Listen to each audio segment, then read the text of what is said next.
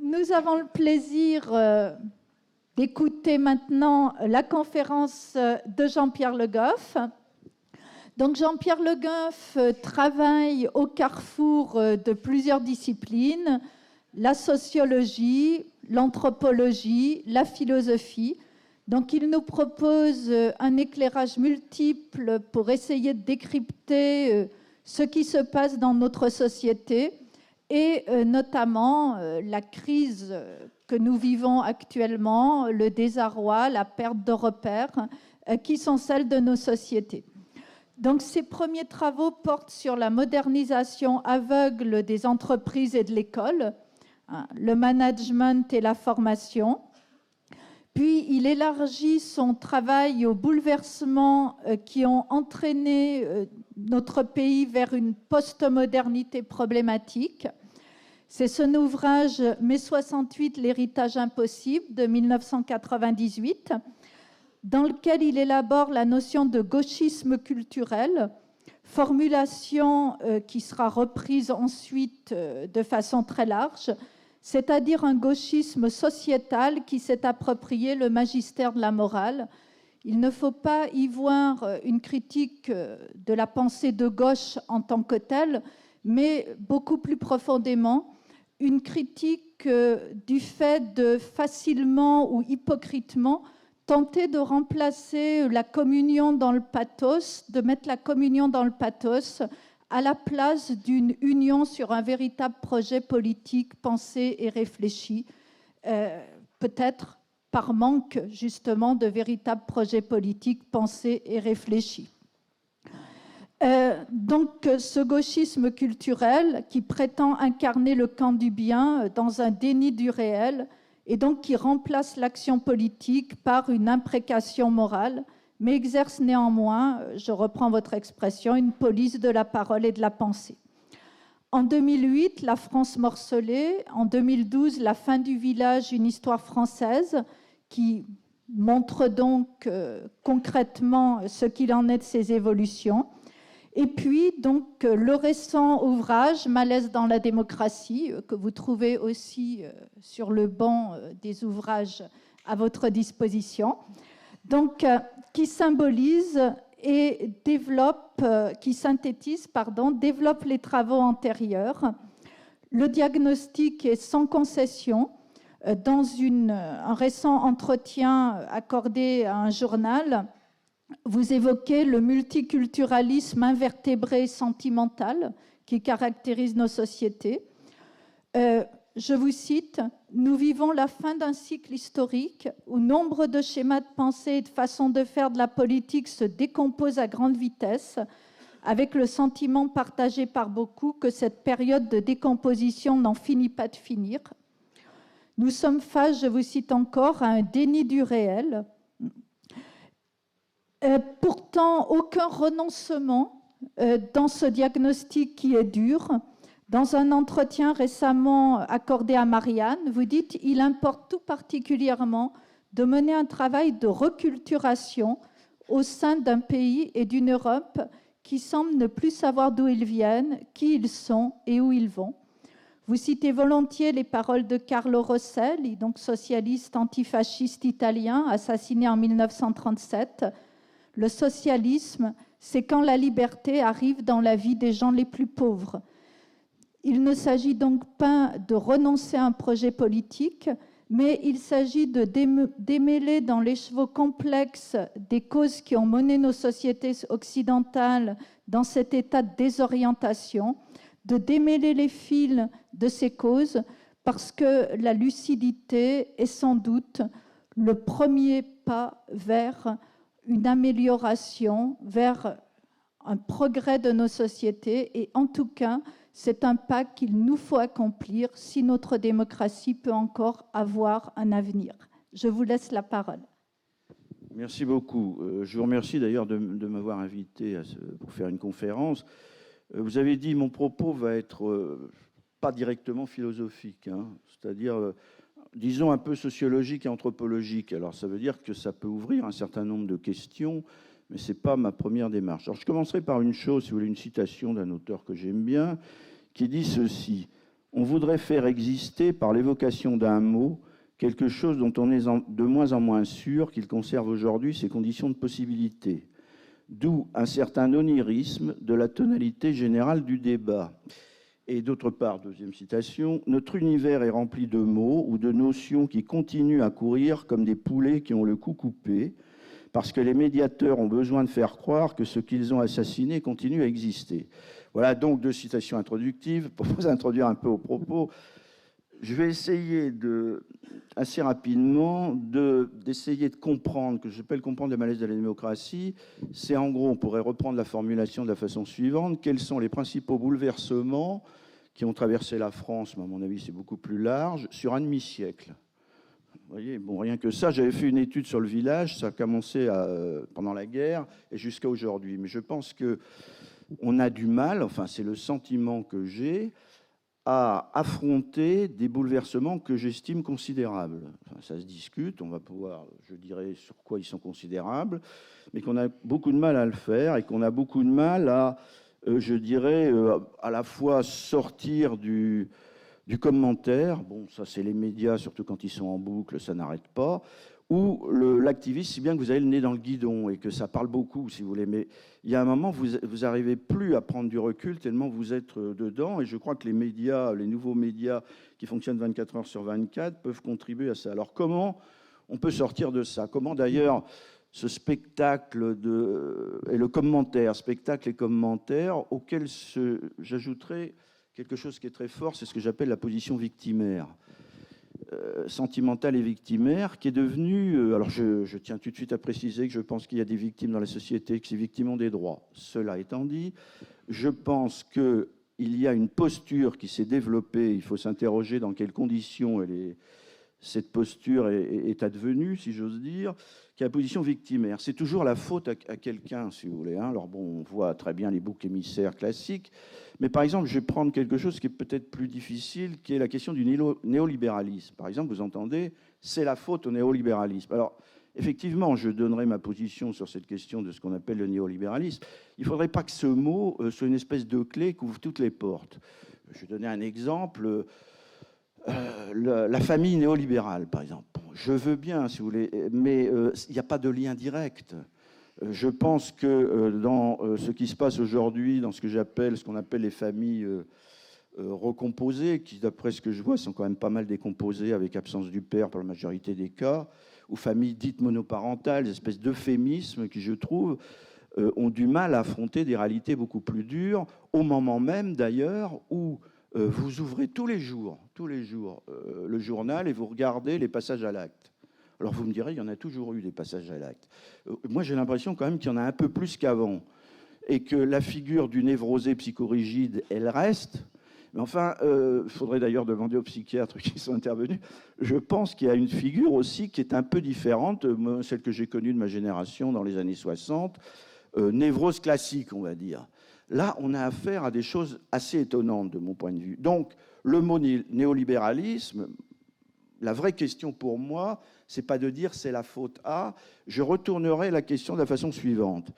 Je peux prendre l'expression dictature des marchés, si vous voulez, parce qu'on l'employait, maintenant on l'entend moins. C'était au moment d'attaque. Alors, dictature des marchés, d'accord. Mais la vraie question, c'est quoi pour moi? Bien, c'est pourquoi on en est arrivé là. Vous pouvez toujours dictature des marchés, les États ne veulent pas faire ci. Il y a du vrai dans le constat. Mais pourquoi? Et ça, ce n'est pas les économistes qui vont vous dire ça. Ce n'est pas les théoriciens du néolibéralisme qui vont vous dire pourquoi on en est arrivé là. Et si vous raisonnez comme ça, vous êtes obligé de vous poser la question de la façon suivante. Qu'en est-il de nos ressources intellectuelles, morales, politiques et sociales pour que le modèle du marché ait si facilement pénétrer l'ensemble des activités? Voilà comment je retourne le problème par rapport à une vision qui n'est pas forcément fausse, mais qui est d'une causalité, à mon avis, un peu trop schématique. Voilà. Alors, d'où ma question, que s'est-il passé sur un demi-siècle pour en arriver là? Alors, pour reprendre rapidement les choses, mon hypothèse est la suivante, si vous voulez. Je pense que d'abord, il faut prendre acte d'un certain nombre de fractures. Alors, ces fractures sociales, on y pense immédiatement, mais à mon avis, elles sont en même temps, elles sont sociales et culturelles à la fois. Et par culture, j'entends une dimension anthropologique, on pourrait discuter philosophiquement, mais définition, j'allais dire, basique, pour qu'on s'entende bien, que je dirais un creuset culturel au sens anthropologique, c'est-à-dire un système de valeurs, de comportements intériorisés, sans forcément qu'on en ait conscience. Or, toute la question pour moi, c'est que je vois un certain nombre de fractures qui sont extrêmement profondes, qui existent à la fois entre des catégories sociales, mais entre les élites et ce qu'on appelle le peuple, et qui portent sur des questions, évidemment, des inégalités, mais pas simplement. Prenons par exemple la question du rapport à la nature. Dans le village où j'ai été, je vais donner un exemple pour des choses un peu vivantes. Il y avait le fils du barman du Bar des Boules, là, parce que je parle beaucoup de ça.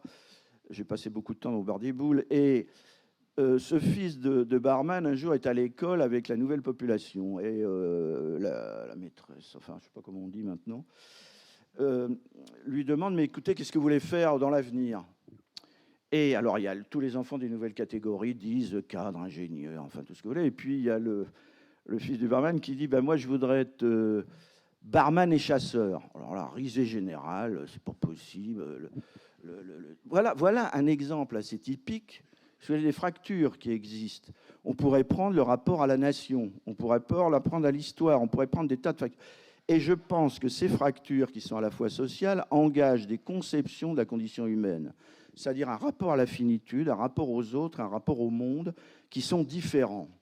Première idée. Deuxième idée de ce malaise, je pense qu'il y a une fracture générationnelle. C'est la deuxième idée que je développe dans Malaise dans la démocratie. Alors ça, c'est une hypothèse que j'avance, qui est plus importante que le fossé générationnel qui a existé à propos de ma génération, c'est-à-dire mai 68. Pourquoi ? En quelques mots. Être adolescent avant 68, c'est quand même les baby boomers, c'était encore, par exemple, pour ceux qui pouvaient suivre des études, pas pour tous, mais c'était quand même les humanités. Bon. Dans les années 70-80, il faut se poser la question, quid des humanités, par exemple, qui était quand même le creuset culturel. Alors, on peut y voir beaucoup de choses, mais enfin, c'est totalement différent. Hibernatus reviendrait... il se serait endormi à 16 ans en 1960 et il revient aujourd'hui, il se promène dans la rue, excusez-moi, ça a totalement changé, y compris du point de vue des mœurs. Donc c'est un bouleversement considérable. Donc ce n'est pas la même chose d'avoir été adolescent dans la période des années 60, quitte à transgresser et avoir mis beaucoup de choses par terre, si j'ose dire, on pourra en discuter, qu'être adolescent dans les années 70, où là on commence à rentrer sur un champ qui est, je dirais pas de ruine, mais quand même, qui est quand même pas mal ébranlé. Et ça va se continuer par strates différentes. Disant ça, je tiens à préciser que je ne porte pas de jugement sur les générations. Alors, voilà en gros. Alors, on peut dire qu'effectivement, chaque génération, après tout, c'est pas totalement faux. Quand on regarde le monde qui l'a précédé, eh bien, il y a une tendance à dire c'était mieux avant. Alors, à chaque fois... Dès que vous abordez l'ancien monde, on vous dit « Mais attendez, vous êtes nostalgique ». Alors, je tiens quand même à préciser une chose. La nostalgie fait partie des grands sentiments humains. Bon. Et il y a eu alors, si on est contre la nostalgie, il faut arrêter une bonne partie de la littérature et de la poésie. Ça ne rentre pas dans le cadre. Bon. Par contre, le problème qui doit être différencié, c'est en politique. Alors ça, d'accord. La nostalgie en politique, ça ne fonctionne pas. Mais la nostalgie, en tant que période passée, ça a toujours fait partie des grands sentiments humains. Alors... Comment j'ai procédé ? Je suis parti, si vous voulez, de Tocqueville, de la démocratie, avec deux thèmes. Tocqueville, et auparavant, j'aurais pu remonter plus haut, mais je suis parti un peu des Lumières, avec une idée assez classique. Finalement, un des acquis de la tradition démocratique, c'est quand même la capacité d'un recul réflexif et critique et l'autonomie de jugement. Bon, je ne vais pas reprendre Kant, le statut de minorité et de majorité, mais c'est ça. Bon. En même temps que vous avez, et ça c'est un aspect à mon avis d'émancipation démocratique extrêmement important, si bien que l'individu est amené à se détacher de ses premières communautés d'appartenance, que ce soit ses communautés religieuses et en tant que modèle idéal de régulation républicaine. Je sais que c'est un modèle qui ne correspond jamais totalement avec les faits, mais il faut savoir ce que ça donne si on le met de côté. Ce modèle est le suivant. Bien sûr, j'ai un certain nombre de cultures familiales, culturelles, bretonnes, tout ce que vous voulez. Bon. Mais en tant que citoyen dans l'espace public, j'essaie de me détacher pour me penser un citoyen à égalité avec les autres dans le débat. et que la façon dont je transcende un peu ma situation particulière, on va vous dire, mais quelle idéalité? Oui, ça ne correspond jamais avec les faits, l'idéalité. Mais si on lâche ça, j'aimerais savoir ce qu'on met à la place, si vous voulez. Et je pense qu'il y a un autre modèle qui peut arriver, qui n'est pas celui-là. Alors ça, je dirais, c'est le bon côté, pour moi en tout cas, de la démocratie. Mais il y a un autre côté qui a été mis, vous le connaissez sûrement, mis en valeur par Tocqueville dans les démocraties modernes. Et il écrit au XIXe siècle. Et il dit une chose, si je vous retrouve la citation que je trouve quand même assez belle. Non seulement la démocratie fait oublier à chaque homme ses aïeux, mais elle lui cache ses descendants et le sépare de ses contemporains. Elle le ramène sans cesse vers lui seul et menace de le renfermer enfin tout entier dans la solitude de son propre cœur. Chacun d'eux retiré à l'écart et comme étranger à la destinée de tous les autres, ses enfants et ses amis particuliers forment pour lui toute l'espèce humaine. Quant au demeurant de ses concitoyens, il est à côté d'eux, mais il ne les voit pas. Il les touche et ne les sent point. Il n'existe qu'en lui-même et pour lui seul. Et s'il lui reste encore une famille, on peut dire au moins qu'il n'a plus de patrie. Ça, c'est écrit à la fin du XIXe siècle en observant la société américaine. Qu'est-ce qui s'est passé? La question que je me suis posée est très simple. Entre ce moment-là, avec les deux aspects de la démocratie, qu'est-ce qui s'est passé depuis? Bon. Et pour moi, il y a plusieurs choses, si vous voulez. C'est que cette tendance individualiste et cette ambivalence de l'individualisme démocratique, l'hypothèse que je fais, c'est que le côté problématique s'est accentué. Pour un certain nombre de raisons, je pourrais un peu les détailler tout à l'heure. Donc, par exemple, si vous prenez Tocqueville, Tocqueville dit il y a cette tendance au repli sur la sphère privée, ça fait partie des mœurs démocratiques. Après tout, on n'est pas dans la société spartiate, si vous voulez. Hein. Le citoyen participatif 24 heures sur 24, ça ne marche pas. Je viendrai tout à l'heure sur le problème des week-ends à propos de la démocratie citoyenne, qui à chaque fois se heurte aux grandes vacances, si vous voulez. À chaque fois, tous les ans, vous avez un mouvement citoyen. Je me rappelle d'ailleurs un leader syndical à Marseille. « Chers camarades, je décrète la grève générale ». Ou alors c'était l'Assemblée générale étudiante, etc. Et à chaque fois, arrivait le mois de juin. Bon, le capitalisme, le néolibéralisme, mais enfin, bon, quand même, il y a les vacances, c'est pas rien, si vous voulez. Hein. Mais c'est quand même aliénant. C'est un aliénant, mais on en profite un peu. C'est cette espèce de rapport très ambivalent, si vous voulez, quand même à la démocratie qui, à mon avis, fait problème. Mais Tocqueville, à l'époque, disait, en fait, par rapport à la société américaine, qu'est-ce qui contre ce mouvement individualiste? Qu'est-ce qui va contre ce mouvement individualiste? C'était le tissu associatif américain. Parce qu'il y avait un tissu associatif extrêmement développé au niveau de la démocratie américaine, avec des traditions que nous n'avons pas forcément. Mais si vous regardez en France, il y a eu ça, notamment après la guerre. Je pourrais parler de Peuple et Culture longuement. Les syndicats ont été un élément de médiation entre précisément la société et l'État. Bon.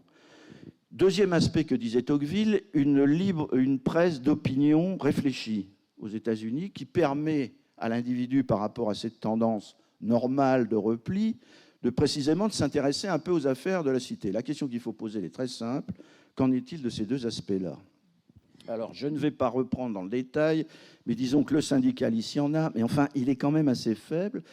Et au niveau associatif, mais là, je me promène beaucoup en France, je fais beaucoup de conférences, il reste, heureusement, des lieux comme vous, un peu d'associations. Je pense qu'il y a d'ailleurs un microclimat un peu deuxième gauche à Grenoble, qui est resté un peu tradition mendésiste. Enfin, j'entends des choses, ça me rappelle l'autogestion dans les années 70. Et si vous voulez, comment vous dire, alors ça existe. Le problème, qu'est-ce que c'est devenu? Il y a un problème que j'ai rencontré, mais peut-être vous ne l'avez absolument pas, donc je ne veux pas généraliser, qui est le problème du renouvellement des générations à propos des associations. J'ai beaucoup travaillé avec les syndicats dans mon métier. À chaque fois, je leur disais, écoutez, c'est très intéressant tout ce qu'on débat. On va se projeter 15 ans dans l'avenir, on va se compter. Là, ça devenait beaucoup plus problématique. Ça ne veut pas dire du tout qu'il n'y ait pas de jeunes qui ne sont pas intéressés, mais le rapport à l'engagement, après tout, c'est normal, n'est pas le même. Vous pouvez vous engager sur des choses tout à fait intéressantes, par à coup, mais le problème, c'est les militants dévoués et bénévoles qui restent, qui s'engagent dans la durée. Et j'ai discuté avec, comment il s'appelle, Bromman, ils ont un peu le même problème. Il y a des jeunes qui viennent, ou alors ils deviennent professionnels de l'association. où vous avez d'ailleurs ces parcours extraordinaires, où vous êtes leader étudiant et puis vous passez directement cadre au sein de l'appareil, je ne citerai pas le parti, mais enfin, bon, plus, et ensuite vous pouvez aller à l'Europe, par exemple, ça c'est formidable. Tout votre parcours de vie, c'est quoi? Ben, vous avez vécu dans un même milieu sans rencontrer d'autres gens que vous, quoi. C'est extraordinaire. Et vous avez l'impression, d'ailleurs, que quand vous parlez, que le monde tourne autour de vos propres paroles, de votre propre monde, puisque vous ne la connaissez pas autrement. Bon, ce qui touche d'ailleurs la question de la formation des élites. Alors voilà un peu. Pour donner un exemple, j'ai essayé de définir dans mon livre un espèce de modèle type de l'individualisme, je ne dirais pas postmoderne, mais enfin contemporain. Je citerai qu'une chose qui est très désarçonnante, qui est le patchwork, qui est ce que j'appelle le bricolage identitaire. N'y voyez pas un jugement moral. Mais par rapport à ma génération, c'est vrai que c'est assez difficile parce qu'il y avait quand même à minimal ce que j'appellerais le principe de cohérence. Principe de cohérence dans ses paroles, principe de cohérence à minimal, hein, c'est pas les saints, les héros, etc. Mais enfin, principe de cohérence entre ce qu'on dit et ce qu'on fait. Une des choses très désarçonnantes, que j'ai beaucoup entendu parler, c'est qu'il y a des constructions qui, pour ma génération, paraissent incohérentes. Je peux donner un exemple dans l'enquête que j'avais faite sur le village. Ça m'avait surpris. On peut être tout à fait catho et bouddhiste à la fois, si vous voulez. Bon, plus on peut rajouter d'autres choses un peu exotiques. Ça n'a, il n'y a pas d'incohérence. D'ailleurs, la réincarnation et la résurrection, bon, vous savez, c'est pas si loin. Hein. N'importe comment, chacun trouve son truc pour mener au divin. Le divin, l'important, c'est qu'on le sente très fort, si vous voulez. C'est ça, des éléments vibratoires. Et là, il y a quelque chose. Après tout, Jésus, Socrate, Bouddha, c'est des voies différentes où chacun peut construire son patchwork spirituel. Bon, ça, vous l'avez en politique. Vous l'avez en politique, où vous avez des jeunes qui sont... Alors, je disais tout à l'heure la question de l'incohérence, mais ça, elle date de ce centre, elle date pas d'aujourd'hui. Mais si vous voulez, vous pouvez être absolument anticapitaliste, etc., mais vous êtes quand même pour le salaire au mérite, surtout si ça vous concerne. Donc voilà, et il y a eu des sondages qui ont été faits avec des choses, des composites tout à fait nouveaux, Et c'est ça qui est très désarçonnant d'une certaine façon. Alors on parle beaucoup d'altérité, l'altérité, mais quand vous discutez de ça et qu'on vous dit « mais où il est le problème ?» Alors là, vous dites « vous voyez un problème et là, il n'y en a pas ». Et je prends souvent l'image suivante, c'est-à-dire que je pense que les jeunes générations vivent aujourd'hui, ça a été dit, dans un monde très dur, à la fois au point de vue économique et social et le problème de l'emploi. J'y reviendrai à propos de le peuple adolescent, ce que j'appelle le peuple adolescent. Mais avant ça, si vous voulez, on est quand même dans un champ de ruines global, idéologique. Les grandes idéologies qui ont existé, d'engagement avec ce que ça supposait, même l'idée de progrès. Et c'est comme si vous voulez, des individus étaient en état d'errance dans un champ de ruines et qui ramassent une pierre ici, une pierre là, et ils essaient de construire une colonne vertébrale de différentes couleurs. C'est un peu ça. Pour moi, la situation dans laquelle on est, c'est ça. Et il faut l'affronter. Ce n'est pas pour dire c'est bien ou c'est mal, c'est comme ça. Et il faut partir de ça pour savoir comment reconstruire. Et ce n'est pas forcément si facile. Voilà en ce qui concerne, si vous voulez, la question de ce que j'appelle le nouvel individualisme. Alors, toute la deuxième question qui vient, pour moi, c'est comment, historiquement, on en est arrivé là. Alors là, j'ai peu de temps, je ne vais pas pouvoir trop détailler. Je vais prendre 3 moments ou 3 séquences, si vous voulez. D'abord, le tournant des années 60-68. Et là, je ne peux pas m'empêcher de vous citer Geoffre Dumasdier, quand même. Juin 59, la revue Esprit publie un numéro que je trouve extraordinaire du point de vue, j'allais dire, de l'analyse de ce qui est en train de se passer. C'est-à-dire, on a quitté la période de la reconstruction, on est entré dans la société de consommation et de loisirs. Et là se pose un problème pour les militants. C'est quoi? C'est les week-ends. Parce que avant, si vous voulez, vous aviez l'image du militant qui se formait dans les réunions. C'est-à-dire, quand il y avait du temps libre, c'était la fameuse éducation populaire qui va devenir l'éducation permanente après, qui va s'institutionnaliser avec des professionnels, etc. Mais à l'époque, ça se passait aussi à l'intérieur de la société. Et il y avait une vitalité, ça on y reviendra. Et qu'est-ce que nous dit Geoffre Dumasdier? Il dit les soirées, les week-ends, les vacances sont eux aussi remplis d'idées forces, d'un style tout à fait nouveau. Ce n'est pas seulement le manque d'enthousiasme ou de compétences des animateurs sociaux ou culturels qui explique ce phénomène très grave d'indifférence civique ou politique, comme on pourrait le croire à travers les innombrables confessions et autocritiques stéréotypées qui jalonnent la route de leurs échecs. Vous savez, s'il n'y a pas de monde, c'est parce qu'on ne s'est pas bien pris, donc on a rajouté un truc. Mais oui, mais il y a un problème, c'est qu'il y a un seuil, et que ce n'est pas parce qu'on manque de pédagogie, c'est que les centres d'intérêt ont commencé à glisser à un moment donné. À l'époque, c'était le camping, quoi. Bon, maintenant, il y a d'autres choses. On va vous dire, c'est dans la lignée de 36, oui et non. C'est à la fois un processus de continuité et de discontinuité. Pourquoi ? Parce que 1936, il y a une dynamique collective. Vous n'avez qu'à regarder les images. Il y a à la fois du loisir, ce qui est très important comme libération, mais c'est un peu debout les gars en route, le soleil est levé, à bicyclette, enfin bon, et avec un élan. Là, c'est un peu différent, parce que ça fait partie beaucoup plus de ce que Tocqueville a mis en lumière, sur le repli individuel. Et ça pose un problème aux militants qui avaient une certaine vision, je veux dire, de l'engagement, un peu sacrificiel.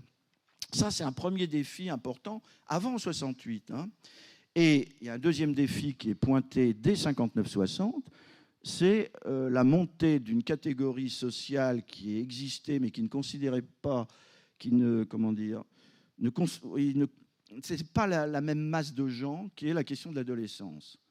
Avec la démocratisation de l'enseignement, la période entre la sortie de l'enfance et l'entrée dans la vie active va se rallonger. Et il y a une masse de gens qui vont arriver. Et ça va être les baby-boomers qui vont faire 68, si vous voulez. Et avec la culture adolescente, c'est toute une culture au sens anthropologique, de teenager. C'est Elvis Presley au départ, le rock, la pop, etc. Et la musique va être un vecteur absolument fondamental. Alors je pose tout de suite la question. J'ai l'impression que, si vous voulez, cette culture adolescente est devenue hégémonique. Ce n'est pas simplement l'adolescence. C'est que tout reste ouvert sur un champ de possibles. Et vous avez des gens...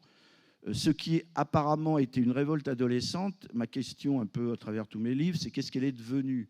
Comment une révolte qui pouvait avoir un sens par rapport à des tabous bien réels de l'époque, des interdits, des pouvoirs qui tenaient la route, parce que les élites, c'était pas tout à fait celle qu'on a, quoi. C'était quand même De Gaulle, on peut être contre De Gaulle, mais enfin, vous aviez quelqu'un en face, si j'ose dire. Là, je ne sais pas trop ce que vous avez, comme dirait Castoriadis, on boxe beaucoup avec des édredons. Donc, c'est un peu, si vous voulez, cette situation, à l'époque, c'est pas ça. C'est une espèce de dynamique de la transgression. Alors j'insiste beaucoup là-dessus, parce que la transgression, si vous voulez, ça, si vous transgressez la limite ou si vous transgressez l'interdit, vous le reconnaissez en même temps. Et vous le payez d'un prix. Et qui d'ailleurs, même vous prenez le fameux auteur à l'époque, Bataille, ça se payait de la souffrance, la transgression. C'était pas... donnez-nous le droit de transgresser avec la sécurité sociale, avec s'il y a des problèmes. Je vais donner un exemple, excusez-moi, un peu caricatural, mais enfin, j'habite dans une commune où la semaine dernière, il y a eu une rave party. Et c'est ce que j'appelle la transgression socialement assistée. Vous avez les pompiers, les gens, etc. Attention, ils peuvent être sourds, on leur distribue des pilules adéquates s'ils sont malades. Bon, voilà. Donc la société partant, si vous voulez, d'une contre-culture, parce que c'était ça, dans les années 60, on est arrivé, et c'est ça qui est très difficile à comprendre pour un certain nombre de... que j'appelle un peu arrêt sur image, quoi.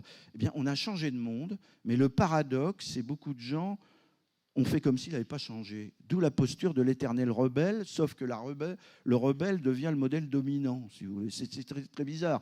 Je vais donner un exemple, Prévert, le cancre. Vous savez, le fameux... Bon. Moi, je me rappelle, à l'école, on l'apprenait comme ça, mais ce n'était pas le modèle. Imaginez, par exemple, que ça soit la norme. Vous voyez, on disait, il n'écoute pas le professeur, il regarde les oiseaux, c'est formidable, il a une potentialité créatrice qui était totalement, castrée par la domination de l'autorité du pouvoir, et là, il se libère. Et si ce qui pouvait avoir un sens de dynamique, quand ça devient une norme paradoxale, ça donne quoi ? Ça donne des gens un peu en situation d'errance, à mon avis. Pas très bien, un peu mal dans leur peau. Ou ces adolescents qui ont 70 balais avec la couette, la moto, enfin qui rejouent un peu les choses à la guitare. Et les grands médias reproduisent à haute dose. C'est tous les jours la transgression. Sauf qu'on est arrivé, vous l'avez dit, à un point limite. Je ne vois pas trop, à part peut-être le meurtre en direct, ce qu'on peut faire pour retransgresser encore plus loin. Et que là, on voit très bien un contre-courant, ça j'y reviendrai, dans la société qui est très fort. Donc voilà un peu, si vous voulez, ma démarche. C'est ce premier moment. 68, deux mots. Quand j'entends dire il faut liquider 68, pour moi, ça n'a absolument aucun sens. On peut liquider 36, on peut liquider... En tant qu'événement historique, ça n'a pas de sens. Je vous signale que ce mouvement que j'ai décrit a concerné l'ensemble des sociétés démocratiques européennes dans un laps de temps qui était quasiment le même. Vous aviez ça au Japon, aux États-Unis. Ça a pris une forme en fonction de la culture nationale qui était très différente selon les pays, mais c'est un même mouvement. Donc, dire on liquide 68 et c'est la faute à, parce que je l'entends en contrepoint aujourd'hui, je m'excuse, je pense qu'il y a une responsabilité des 68 heures, on peut en discuter, mais elle n'est pas... écoutez, moi, on n'a pas inventé les attentats terroristes, l'islamisme, le problème des banlieues, le chômage de masse. Enfin, c'est... Par contre, il y a un problème que j'appelle l'héritage impossible de mai 68. Comment essayer de le caractériser en quelques mots ? Il y a plusieurs traits de cet héritage. Premier trait, c'est l'autonomie érigée en absolu. L'autonomie, je vous l'ai dit dans la tradition des Lumières et dans la production démocratique, c'est l'autonomie de jugement. Ce n'est pas tout à fait la même chose que la subjectivité débridée et la revendication d'autonomie érigée en absolu, si vous voulez. Ce n'est pas tout à fait la même chose, mais même s'il y a le même mot. Hein. Et ça, c'est un premier trait de cet héritage impossible. Le deuxième trait sur lequel j'insiste, mais il va de pair avec cette première caractéristique, c'est que vous prenez pouvoir égale domination, autorité égale pouvoir égale domination égale aliénation. Bon, alors, si vous voyez... Alors, le problème, c'est que les institutions qui, pour moi, en démocratie, sont structurantes de la démocratie, notamment ce qu'on appelle l'état de droit, et l'État. Moi, une société, si vous voulez, sans État, j'y crois, enfin, ça a existé.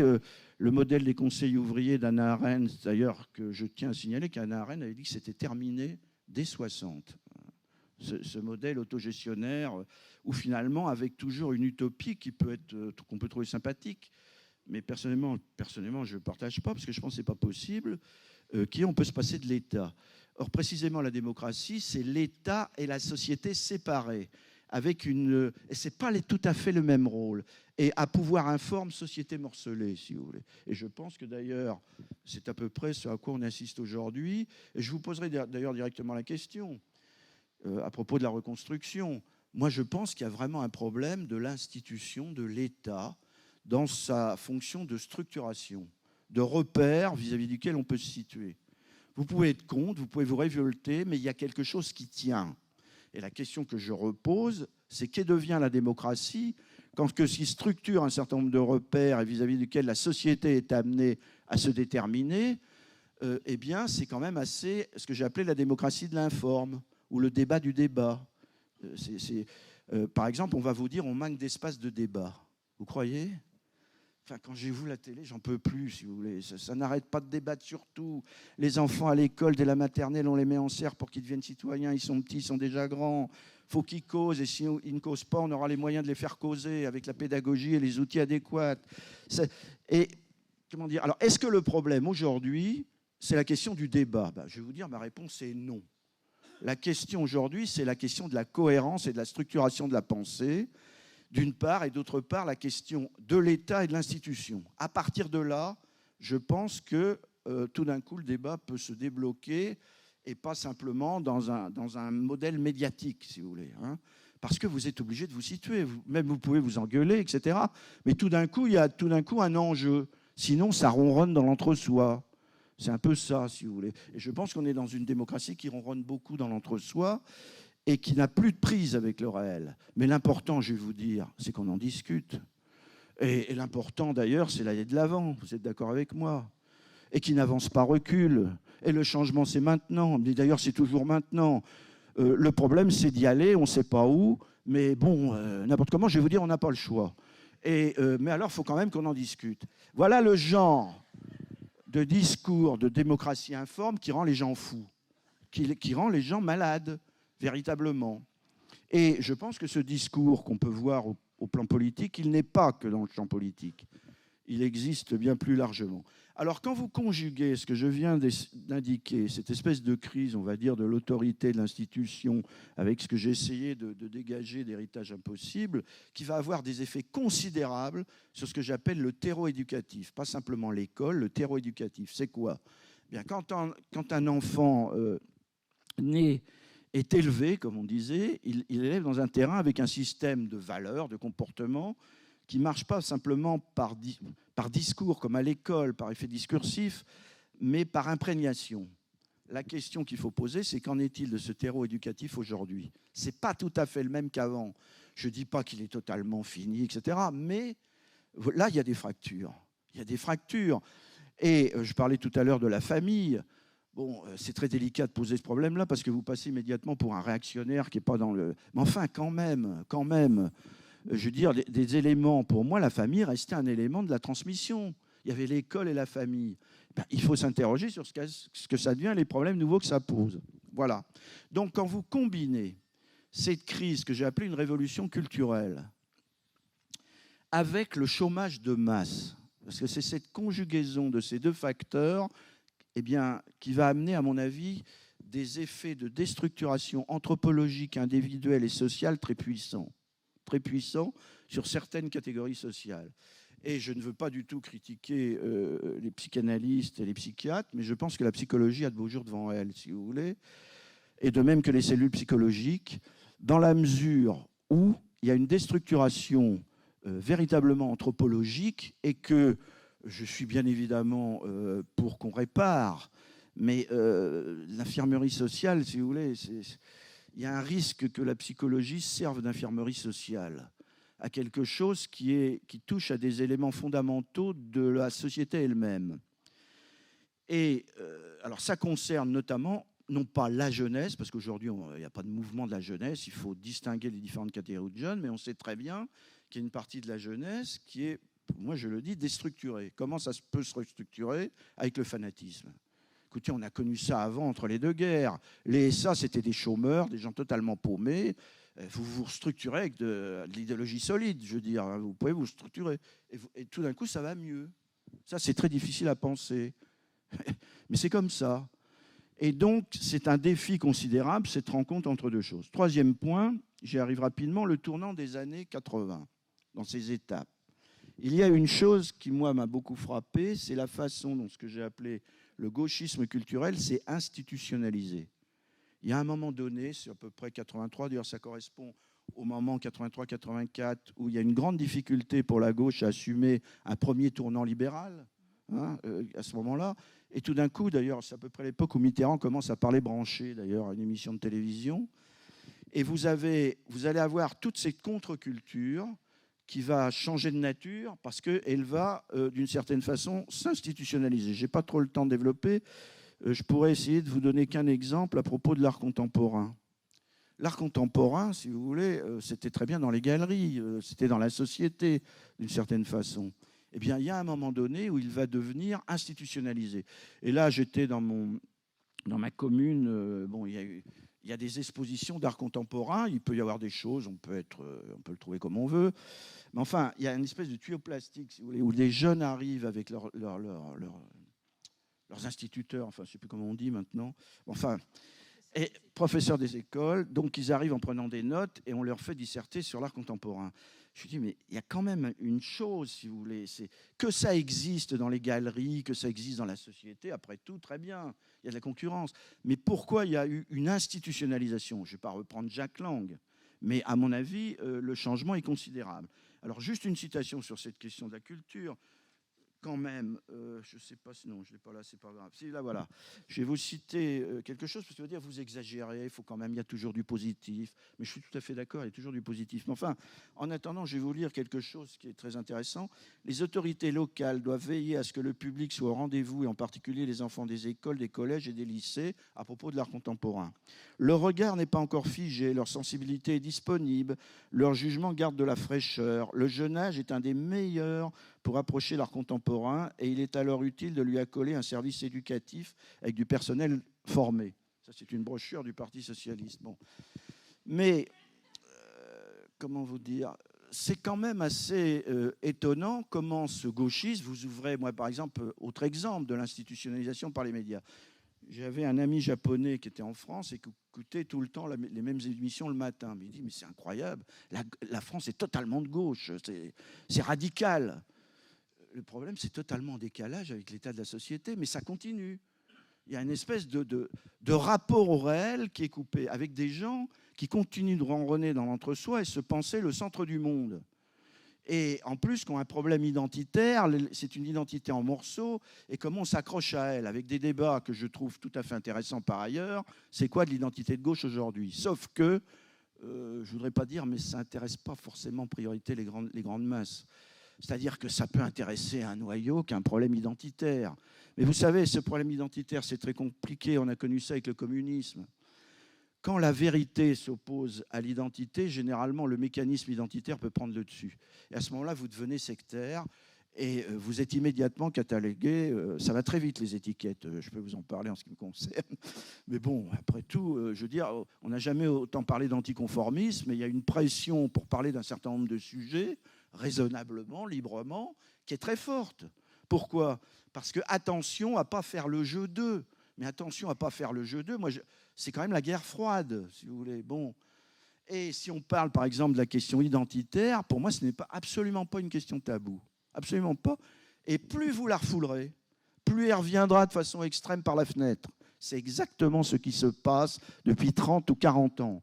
Un certain nombre de débats devraient être posés et traités, et il y a une grande difficulté à les traiter par peur d'eux. Résultat, vous diabolisez ces débats, ça fait à peu près 40 ans que ça dure. Et je ne voudrais pas dire les résultats sont là, en ce qui concerne le recul de l'extrême droite. Non, mais c'est ça la réalité. Donc, voilà en ce qui concerne donc, ce point qui pour moi est très important. Révolution culturelle combinée au chômage de masse donne des effets de déstructuration. Dernier point très rapide, dans mon ouvrage, je parle des nouvelles formes de spiritualité diffuse. Parce qu'on parle beaucoup, si vous voulez, d'intégrisme, de fondamentalisme. Ça, c'est un versant de la démocratie. Il y en a une autre que je vous en ai parlé tout à l'heure, qui correspond à l'individualisme. D'ailleurs, ça ne concerne pas forcément les mêmes couches. Ce n'est pas les mêmes couches sociales.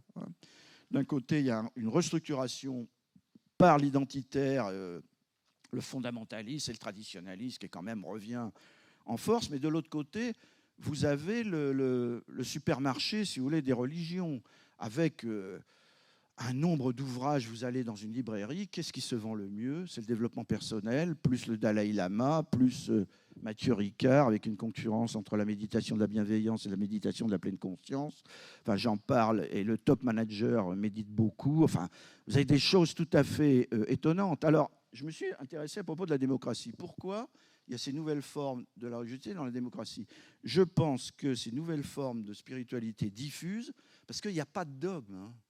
L'important, c'est de le sentir très fort. Il y a quelque chose, on ne sait pas quoi. Bon, il n'y a pas besoin d'interprétation. Vous ne cassez pas les pieds avec la Genèse. L'important, c'est le ressenti. Et puis, si vous pouvez vous brancher direct, c'est mieux, quoi. Donc, comment dire, à quoi ça correspond? Je pense que ça correspond à deux phases de l'individualisme actuel, qui est d'un côté ce que j'appelle le culte de la performance sans faille, c'est-à-dire comment être performant dans tous les domaines. Alors là, vous avez des tas d'outils d'évaluation, pas simplement des compétences, avec le fameux savoir-être, parce que je vais vous dire, les savoirs théoriques, les savoirs pratiques et le savoir-être, ce qui compte, c'est le savoir-être, avec l'autonomie, notamment pour les enfants des maternelles. Bon, mais c'est vrai, on va les évaluer d'ailleurs avec des outils. Donc vous avez ce modèle qui est inculqué de la performance sans faille, où chacun est appelé à s'identifier. Ça, vous avez le développement personnel. Mais quand j'analyse un certain nombre d'outils de développement personnel, vous apercevez qu'il y a de la spiritualité bizarroïde, si j'ose dire, à base un peu néo-bouddhiste. Et donc, performance d'un côté, et de l'autre côté, je vais vous dire, il y a l'idéal aussi de l'individu narcissique contemporain. Comment on pourrait le résumer? On pourrait le résumer de la façon suivante: être bien dans son corps et dans sa tête, dans un rapport réconcilié avec soi-même, avec les autres et avec la nature. Et à partir de là, sur cette base de l'individualisme contemporain, se greffent un certain nombre d'outils et de religiosité qui vous disent, mais nous, par rapport à ça, écoutez, on a le marché qui vous convient. Ça va, on a les outils. avec un truc formidable, ces outils ne se présentent pas comme une religion. D'ailleurs, l'avantage du bouddhisme, c'est qu'il n'y a pas de transcendance et d'une certaine façon de verticalité. On n'est pas forcé. Il n'y a pas de Dieu. Et c'est totalement à vocation thérapeutique. Alors, disant ça, je tiens à préciser que je suis pour les médecines douces, que la méditation ne peut pas faire de mal, après tout. Ce n'est pas mon sujet, mais je ne suis pas forcé d'avaler les couleuvres qui vont avec, si vous voulez. Et justement, un des problèmes, c'est qu'on nous vend beaucoup de choses comme ça, qui peuvent aider dans... C'est un peu l'infirmerie sociale, j'appelle ça l'infirmerie sociale. Donc voilà, alors, terminer les axes de reconstruction, rapidement, pour le dire en quelques mots. Je pense qu'on est dans une période, pas d'analogie historique, qui est à peu près la période de reconstruction qu'on a connue après la guerre. Alors, on n'a pas connu la guerre, mais quand vous avez un demi-siècle de bouleversement, notamment du terreau éducatif, parce qu'il y a beaucoup de choses, on va chercher beaucoup d'explications. Enfin, le terreau éducatif et la façon dont on éduquait des générations entières, c'est pas tout à fait la même chose qu'avant. Enfin, je dirais. Et il y a des aspects problématiques dans cette éducation. Donc, on est, à mon avis, dans une période où il faut reconstruire. Parce que ce n'est pas simplement des programmes. Alors, c'est tout à fait utile, les programmes. Mais pour moi, je dirais que l'éthos de la société est atteinte. C'est-à-dire le creuset de valeurs, de comportement, à un moment donné, et il faut reconstruire. Et ce n'est pas forcément facile et ça prendra du temps. Après tout, la famille, ce n'est pas l'État qui va s'en occuper, quoique. Mais par rapport à un certain nombre de choses qu'on entend. Mais comment on va reconstruire la question de la famille? Alors évidemment, on va vous dire, ah, si vous dites ça, vous pensez à quelle famille? Le paternalisme ancien, l'autoritaire, et hop, c'est reparti. Mais non, on peut tout à fait aborder sereinement cette question. Alors, je pense, premier axe, que par rapport à ce que j'appelle une déstructuration anthropologique qui concerne une partie de catégories sociales assez significative, l'école ne peut pas tout faire. L'école ne peut pas tout faire. Ce qui s'est passé depuis à peu près 30-40 ans, c'est que la société a délégué sur l'école un certain nombre de missions qu'elle était incapable de remplir. Résultat, vous avez un problème, une directive. La drogue, une directive. L'alcoolisme, une directive. L'emploi, c'est l'école qui va résoudre ça. Résultat, le métier d'enseignant est devenu un métier impossible, qui croule sous le poids des missions. Et l'école a implosé sous le poids des missions. Donc, moi, j'ai fait de la formation Jeunes 16-18 en banlieue nord dans les années 80. J'ai ramassé quelques coups. Et on a été à l'époque la grande illusion pédagogique. On disait, mais vous savez, c'est l'école et ses méthodes pédagogiques qui fait que ces jeunes ont été exclus du système scolaire avec la reproduction du modèle dominant. Sauf que, ce que j'ai découvert, je n'étais pas le seul, c'est que le problème, ce n'était pas la pédagogie. Le problème, c'était la socialisation minimum qui n'était plus là. Et que vous pouviez amener tous les outils. Je ne vais pas vous les raconter, il y avait des trucs assez comiques. Bon, mais ça ne marchait pas. L'objectif est contrat, faire signer des gamins déstructurés où le père n'est pas là, il est déjà un peu dans le trafic, si vous voulez. C'était les stages 16-18. Alors on formait à manutentionnaire, enfin les CAP. Mais ce n'était même pas le problème du CAP. Le problème, c'était des gamins qui restent assis à peu près pendant 3 quarts d'heure. Ça, c'était le grand défi, si vous voulez. Parce qu'ils se levaient. Et ce que j'ai vu en 80, c'est que j'ai vu beaucoup de ces jeunes qui sont rentrés dans le système scolaire aujourd'hui.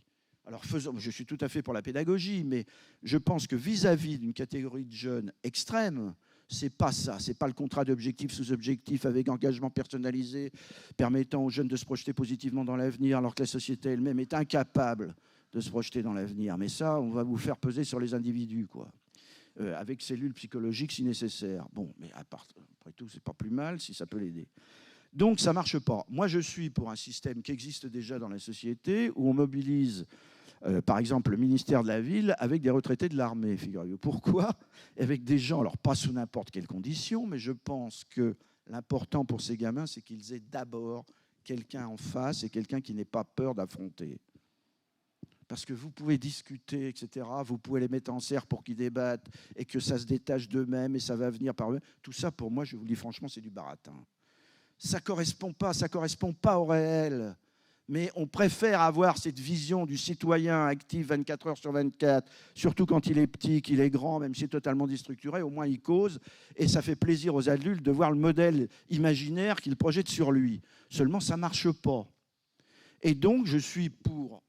Et c'est déjà le service, d'ailleurs il y a des pistes qui sont tracées en ce qui concerne un service national volontaire. J'ai discuté avec des gens de l'armée, il y a des choses très intéressantes qui se font, où ce sont des jeunes eux-mêmes qui demandent à faire des choses, si vous voulez, à un peu retrouver une structure. Je suis même pour l'internat, par rapport à des situations de gamins qui sont dans une situation d'errance, si vous voulez. Et par rapport à ce discours consistant à dire qu'il faut que ça vienne d'eux, etc., moi je pense que ce qui est beaucoup plus efficace, c'est quand ces personnes un peu déstructurées font quelque chose de leurs mains. Je peux reprendre la notion d'œuvre de Hannah Arendt. Ce n'est pas simplement d'être motivé au sens du management, c'est que vous réalisez quelque chose et vous retrouvez l'estime de vous-même. Et ça, je pourrais vous parler des LEP des LEP du bâtiment à l'époque, où la motivation des gamins n'était pas les mêmes. J'avais fait une étude là-dessus. Quand ils faisaient un mur, vous voyez, on leur apprenait à faire un mur et on le démolissait après. Où ils faisaient un mur où il allait repérer une toiture d'un lycée dans la ville. Alors là, le changement était totalement différent parce qu'ils se sentaient socialement utiles et ils avaient accompli une œuvre de leurs mains qui leur redonnait confiance en eux-mêmes. Et ça, je crois beaucoup plus à ça, de même que les ateliers de réinsertion, pour moi, y compris par le jardinage, par des gens qui sont déstructurés par rapport au chômage de masse longue durée, que ce discours qui est tenu et qui, à mon avis, est un leurre. Voilà les premiers axes. Deuxième axe qui est important, c'est que je pense qu'il y a la perte d'une dimension historique. Les médias, c'est assez effrayant. C'est-à-dire beaucoup de journalistes nouvelle génération ne sont pas du tout éduqués à l'école des journalistes avec les modèles qui existaient avant, qui étaient Kessel, par exemple, ou des gens comme ça, vous voyez, des grands journalistes. C'est pas pareil. C'est plutôt la com qui domine et avec un présent autoréférentiel. C'est-à-dire que vous avez l'impression de jeunes qui sont jetés dans le monde et que le présent, c'est tout le monde. C'est-à-dire qu'il n'a plus d'épaisseur du passé, alors il a encore moins d'avenir. Je vais vous dire, quand le présent est coupé du passé, c'est-à-dire, en gros, le passé, globalement, il ne peut plus tellement nous parler, nous dire quelques trucs, on peut être nostalgique, mais enfin, il est globalement ringard. Je vais vous dire, parce que plus ça avance, plus ça va vite. Vous regardez les nouvelles technologies, c'est incroyable. Et on va toujours derrière à courir après. Donc le passé, qu'est-ce qu'il peut, hein? Bon, ça, c'est à peu près le discours de la démission, à mon avis, puisque plus ça va vite, plus il faut courir après. Le passé ne nous parle plus, et l'avenir, de l'autre côté, est devenu indiscernable. Qu'est-ce que devient le présent entre les deux? Il devient existentiellement flottant, je dirais ça comme ça. Et comment vous le remplissez? Eh bien, pour ceux qui n'ont pas de travail, c'est la situation d'errance. Et pour ceux qui ont une activité, c'est l'activisme, à non plus finir le nez dans le guidon, y compris pour les retraités. Vous prenez un rendez-vous, maintenant c'est très délicat. C'est-à-dire cette perte, cette espèce de frénésie d'activisme sur fond de perte historique. Et je pense que le problème de fond de nos sociétés démocratiques, c'est leur déconnexion de l'histoire. Et la grande difficulté qu'elles ont à se réinsérer dans un récit, je dirais, national et européen. Aujourd'hui, ce récit est en morceaux. Alors qu'appeler ça identité, on pourrait beaucoup discuter sur l'identité, parce que l'identité nous coince entre deux modèles. À chaque fois, c'est la même chose. Soit c'est substantiel et immuable, voyez, soit c'est du fluide, ça change sans arrêt, avec des multiples réseaux, etc. Mais excusez-moi, moi, personnellement, je défends une notion d'identité liée à Ricoeur et qui s'appelle l'identité narrative. C'est-à-dire un individu et une société ou un pays est amené à se construire son propre récit. D'ailleurs, il change ce récit.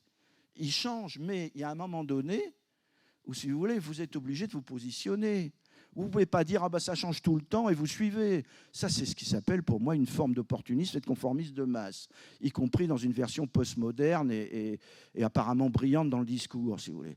Enfin, voilà ma position, je vous la donne directement. Je pense qu'à un moment donné, vous ne coupez pas d'un problème qui est très simple. Qu'est-ce qui est vrai? Qu'est-ce qui est juste? Et qu'est-ce que je peux en penser? Eh bien ça, pour moi, on parlait de la culture, si vous voulez. C'est ça, fondamentalement, qui, pour moi, est important. Et si cette question-là n'a plus de sens, à ce moment-là, on est passé à autre chose. Et je pense qu'on a de la difficulté, et je terminerai là-dessus, un des grands problèmes, pour moi, c'est le doute qui s'est emparé des sociétés démocratiques de la France, mais je dirais des sociétés démocratiques européennes, sur leur propre héritage. Alors un héritage qui se retravaille, je ne suis pas pour leur reproduction à l'identique, mais enfin, on a quand même des acquis. Et je terminerai par des formules que vous connaissez sûrement. Il y en avait 3. C'est développer l'esprit critique dans la masse de la nation. Ça, c'est Peuple et Culture 45. Partager le patrimoine culturel commun. C'est le deuxième point. Mais partager le culturel commun, c'est plus partager le patrimoine. C'est quoi le culturel en question? C'est ça. Et vous n'allez pas couper de vous positionner. Ça veut dire à la fois de l'éducation populaire au sens fort, mais à un moment donné, vous dites, voilà ce que je tiens à transmettre aux nouvelles générations. Et il y a ce que j'appelle les rhéteurs de la postmodernité. C'est quoi? C'est pas le mot rhéteur, parce que la rhétorique, c'est un truc positif. C'est plutôt les sophistes. De la postmodernité, c'est qu'on fait du commentaire et qu'on surfe sur les évolutions problématiques en parlant sans arrêt et en évitant une question très simple. J'en pense quoi, moi? Et qu'est-ce que je veux transmettre? Pour moi, c'est la question décisive. Voilà. Voilà. Donc, le dernier point de Peuple et Culture, c'est ça, excusez-moi, d'éducation populaire, former des élites issues du peuple. Et ça, c'est une exigence de reconstruction très importante. Pourquoi? En 2 mots. Quand vous regardez ce que j'ai appelé le courant humaniste modernisateur de l'après-guerre, et Grenoble, on pourra en parler avec le personnalisme chrétien. C'était à la fois des gens, des ingénieurs, etc., mais qui avaient une culture, appelons-la humaniste, personnaliste, c'est un peu plus compliqué, mais appelons-la comme ça. Premièrement, ils avaient une culture de base. Et la littérature, la philosophie nourrissait les élites. Prenez même De Gaulle, quand il écrit ses mémoires, c'est Chateaubriand. Quelqu'un disait, on ne gouverne pas le pays en n'ayant pas lu Stendhal. Si vous voulez. Bon. Et Stendhal, pardon, Balzac. Et donc, vous aviez une culture de base avec littérature, philosophie, histoire. On ne va pas la reprendre comme ça, mais ça donne des repères. Et d'autre part, vous aviez des élites qui, dans leur parcours de vie et leur parcours professionnel, rentraient en contact avec une expérience humaine et professionnelle qui n'était pas simplement la leur. Ces 2 piliers-là sont en morceaux. Et on a des élites qui sont formées, je vous en parlais tout à l'heure, qui peuvent partir de l'enfance, de l'adolescence, sans avoir jamais rencontré d'autres gens. Un des grands problèmes de la déshumanisation du travail, je ne dis pas qu'il se résume à ça, ou du problème de ce que j'ai appelé le management, le mythe du management, parce que c'était ça, c'est la perte du sens commun, c'est la perte de la capacité à partager une expérience professionnelle et humaine commune. Ça ne veut pas dire de façon opportuniste être d'accord, mais ça veut dire que vous êtes capable de comprendre et de vous décentrer par rapport à des gens qui ne sont pas comme vous. Et ça, évidemment, on ne refera pas la période de la résistance, mais si on a en tête ces 2 axes, la question qui, pour moi, est posée, c'est comment on les rejoue aujourd'hui. Sinon, à mon avis, le fossé entre gouvernants et gouvernés va continuer de se creuser avec le résultat qu'on voit. Et dans ce cas-là, voilà. Pour moi, voilà quelques axes de reconstruction. Il y en aurait d'autres, mais je m'arrête. Excusez-moi, j'étais long.